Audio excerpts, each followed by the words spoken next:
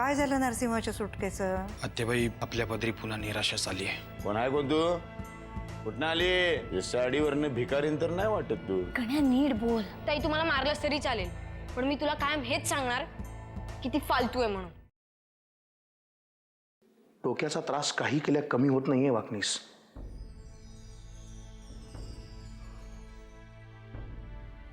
एखादं प्रकरण सोडवायला जावं तर त्यातनं दुसरं प्रकरण आपोआप बाहेर पडतंय. वाकनीस, तुम्ही म्हणाला होतात त्या बजाजीला हँडल करतो म्हणून. काय झालं त्याचं? काहीही नाही. उलट त्यांनीच त्या दोघांचं लग्न लावून दिलं.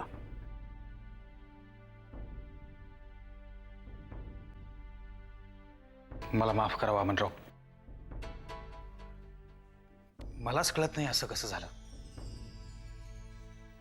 हो, मी त्याला ज्या भाषेमध्ये दम दिला होता त्यावरून तो चांगलाच बिथरला हे कळत होतं मला,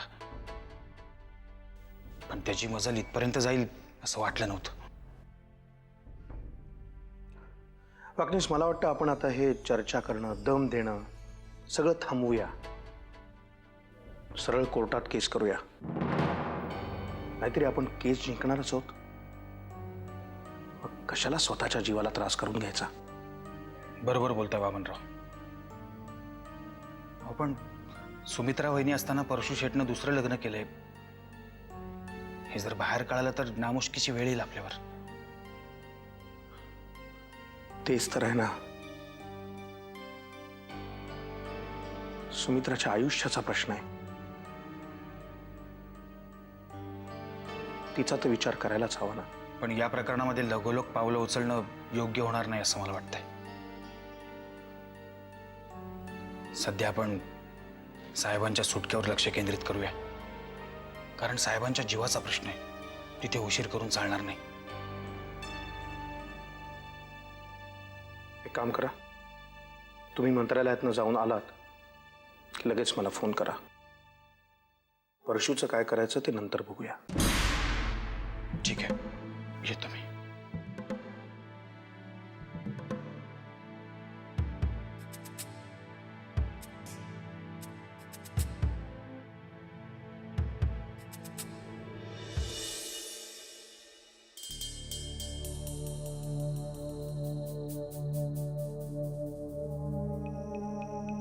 थँक्स.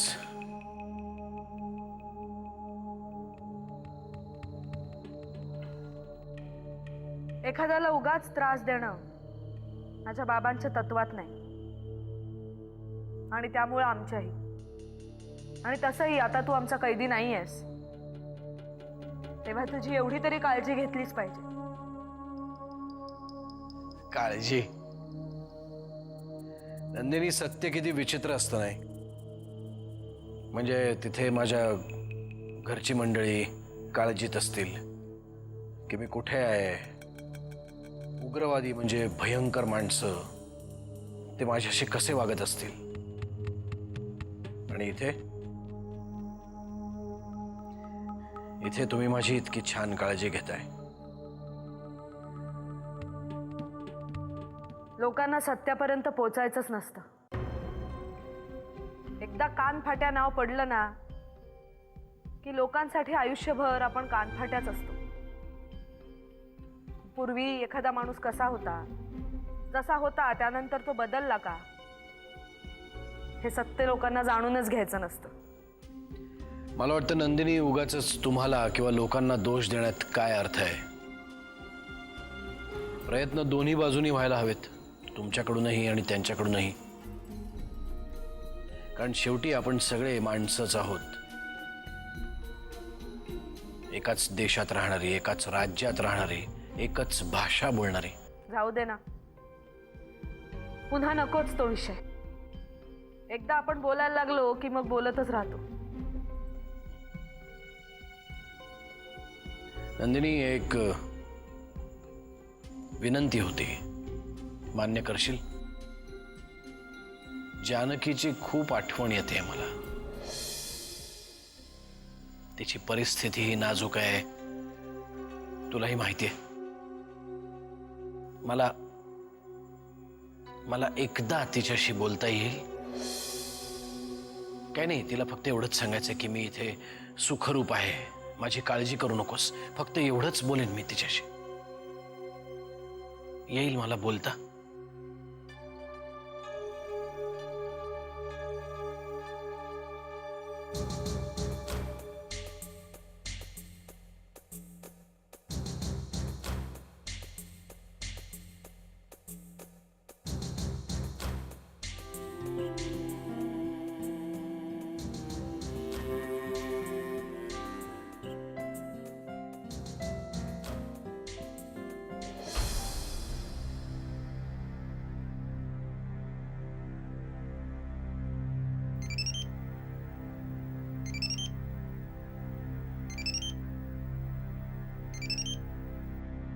हॅलो, कोण बोलतंय? जानकी, मी बोलतोय.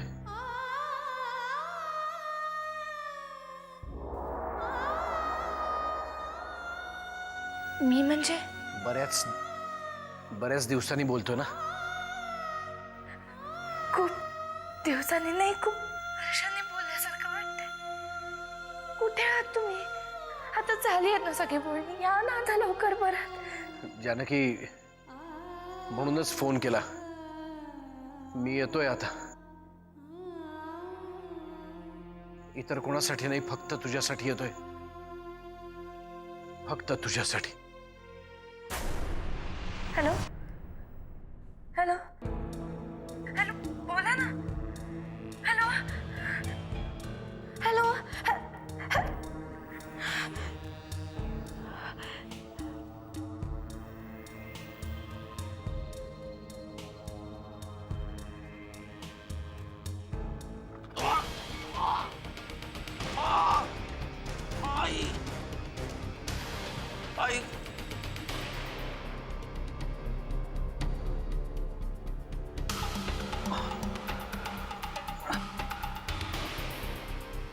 बस. काय चाललंय नंदिनी? आणि कोणी सोडले असे हातपाय? मी सोडले. तुला त्रास आहे? काय अक्कल घाण टाकून आलीस का कुठं? आता पाहुणा नाही आपला. पाहुणाच आहे. बाबांनी सांगितलंय ना त्याला सोडायचं, मग सोडलं मी त्याला. तुला काय तो एवढा शहाणा वाटला का की तू त्याला सोडशील आणि तो मस्त गप्पा मारत बसेल तुझ्या बरोबर? त्यानं बोलता बोलता फोन काढून घेतला तुझा. काय डोक्यात शिरतंय का? अगं घरी फोन लावला होता त्यानं. आता हाच फोन ट्रॅक करून पोलीस पोचतील इथपर्यंत. काय कळतंय का तुला? तूही तुझ्या बापासारखी. बास हा. आणि पोलीस शिरतात तर शिरू देत ना. बाबांनी सांगितलंय ना सरेंडर व्हायचं, मग व्हायचं सरेंडर. 2 दिवस झाले या गोष्टीला. आपण अजून काहीच हालचाल नाही केली. तू अजून काहीच हालचाल नाही केली. प्रश्न विचारले की चाल ढकल करतोस, उत्तर देत नाहीस. पण आता बास. आपण कधी सरेंडर व्हायचं, त्याच्या सुटकेचं काय, या प्रश्नांची उत्तरं मला हवी आहेत. आणि या सगळ्याची उत्तरं द्यायला मी बांधील नाहीये बे कुणाला. आणि अजूनही या ग्रुपचा लीडर मीच आहे, विसरू नको. त्यामुळे मी जे सांगेन, जेव्हा सांगेन, तेव्हा ते ऐकायचं आणि तसंच वागायचं. धनाप्पा, ए सुरप्या, त्याला बांधून ठेवा होता तसा. आणि पारा द्या इथं. आणि तुला इथं पाऱ्यावर राहायची जरूरत नाही.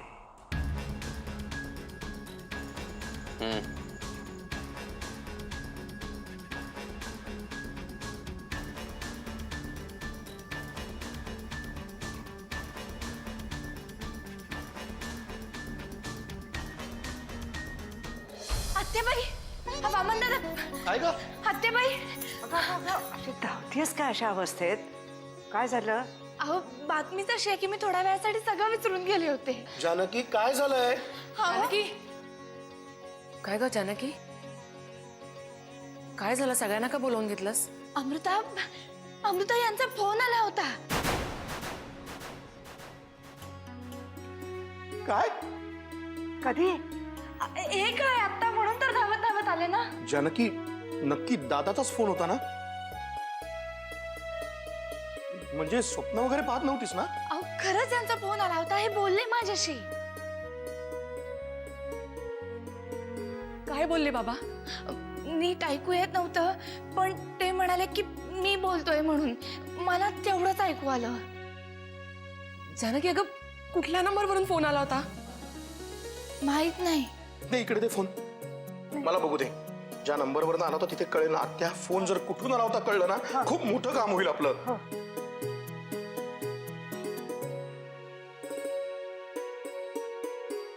अरे नक्की कोणत्या नंबरवरून आला होता फोन? मोबाईल आहे का लँडलाईन आहे? माहित नाही. म्हणजे प्रायव्हेट नंबरवरून फोन होता आत्या. म्हणजे म्हणजे आता त्या नंबरवर परत फोन नाही करता येणार? नाही. परमेश्वरा, अगं नक्की नरसिंहाचाच होता ना फोन? आत्याबाई असं काय करता? हे स्वतः बोलले माझ्याशी. अगं तसं नाही ग. सध्या आपल्या सगळ्यांच्याच डोक्यात तो एकच विचार भोंगावतोय ना. मला सुद्धा सारखे भास होतात बघ, नरसिंह मला हाका मारतोय म्हणून. अहो मी त्यांचा आवाज नाही का ओळखणार? तसं असेल तर नरसिंह जिथे कुठे असेल तिथे सुखरूप असणार.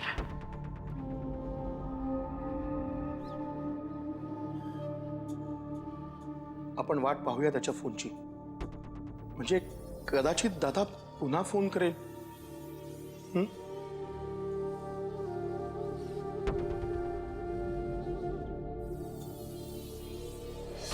आलं वादले की बरा घरला जाऊ द्या. धनी हं. ओ धनी हं. ऐका की ओ धनी हं. काय नुसतं हू लावलंय? जावा तिकडं. मी नाही चेपत पाय तुमचे. काय झाले? पिरपिर करायला काय झाले? असं बोलतात का नव्या नवरीशी? ये तू नवी नवरी आहेस, मी नवा नवरा नाही. जावा तिकडं. बोलायचंच नाही मला तुमच्याशी. अरे माझी राणी.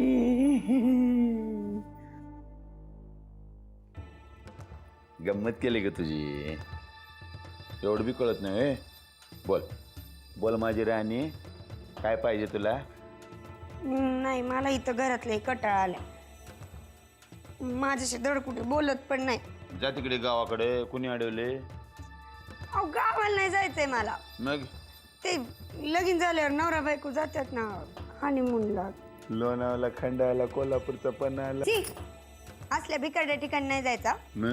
मला फॉरेनला जायचंय. तुझा बा तर गेलता काय फॉरेनला? अहो माझा बाप पण नव्हता गेला फॉरेनला, म्हणून तर मला जायचंय ना. आणि दादा आता घरात नाही तर तेवढाच चान्स आहे आपल्याला. नंतर नाही जमणार काही करायला. आता दादा येणार बी नाही. त्या शिवापाचं कोणी बी ऐक ना. दादा सगळ्यांना डोईजड झालेला आहे. अहो मग दनी हीच तर वेळ आहे की.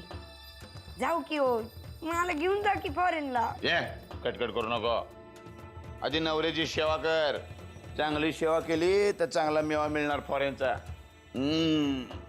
पा लोणावळा, खंडाळा, कोल्हापूरचा पन्हाळा, बेंगलोर, गोवा, येणार ना? फॉरेनला कुठं कुठं जायचं हनीमूनला. वा वा वा.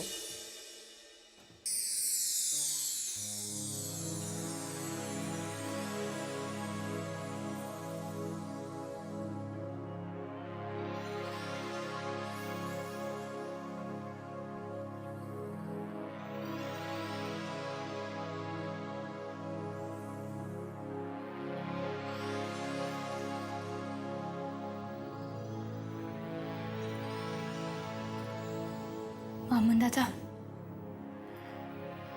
मला चैनच नाही पडते.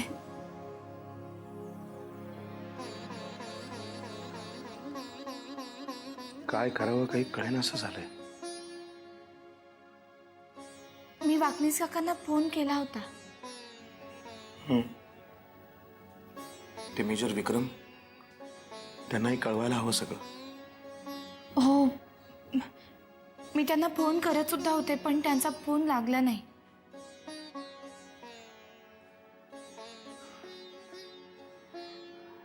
डोंट वरी, करू काहीतरी करू. वामन दादा, काय करायचं ते मी ठरवलंय. काय ठरवलंयस? मी गडचिरोलीला जाणार आहे. काय? उद्या सकाळीच निघतेय. तिकडे जाऊन मेजर विक्रमांना भेटल्यानंतर मगच पुढचं काय ते ठरवता येईल. जानकी, मी तुला ह्या अवस्थेत तिथे जाऊ देणार नाही. आपण इथनं सगळ्या गोष्टी करतोच आहोत आणि अगदी तिथे जायची वेळ आलीच ना तर मी स्वतः जाईन, पण मी तुला जाऊ देणार नाही. वामन दादा, तुम्हाला इकडे ऑफिस आहे, बाकीची सगळी काम आहे, आणि तसंही मी इकडे बसले तर मला चैन नाही पडणार. मला गेलं पाहिजे. जानकी, आता तू फक्त स्वतःचा विचार करून चालणार नाही. होणाऱ्या बाळाचाही विचार करायला हवा तुला. त्याचाच तर विचार करतेय ना. इकडे नुसती बसून राहिले तर मला जास्त त्रास होईल.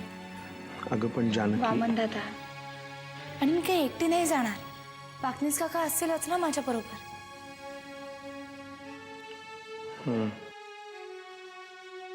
वाकनीस असतील तर तसं काळजीचं कारण नाही, पण ठीक आहे, जा तू. आणि जायच्या आधी आत्याला भेटून जा. परस्पर जाऊ नकोस. नाही, मला बोलायचंच आहे त्यांच्याशी. येते.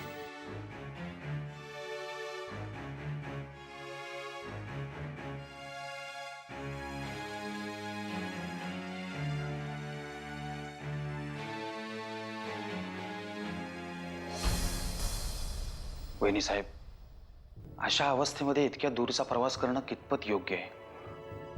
त्यात आता तुमच्यावर जबाबदारी आहे. मला माहिती आहे वाकनीस काका, आणि म्हणून तर तुम्ही बरोबर येणार आहात या एका आशेवर मी तिकडे जायला तयार झाली.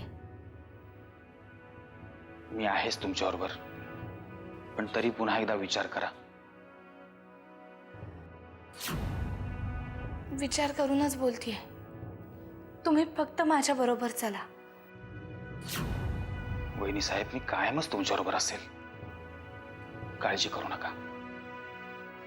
पण तरी मला शंका वाटते की तिथे जाऊन कितपत फायदा होईल. ठीक आहे, मी करतो सगळी व्यवस्था. गेस्ट हाऊसवर बोलून ठेवतो आणि मेजर विक्रमांनाही कळवतो. निश्चिंत राहा, येतो.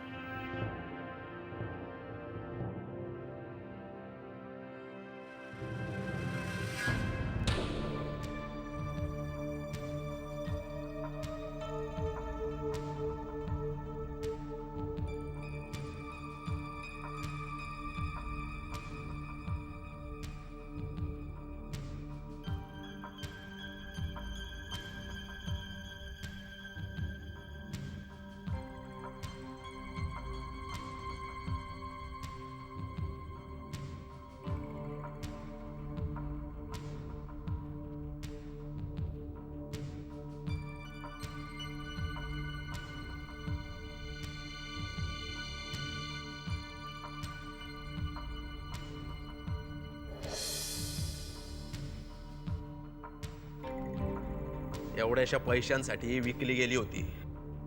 बकुळा गद्दार असणं शक्यच नाही. मी माझ्या कानाने ऐकलंय आणि डोळ्यांनी पाहिलंय बे हिला पैसे घेताना.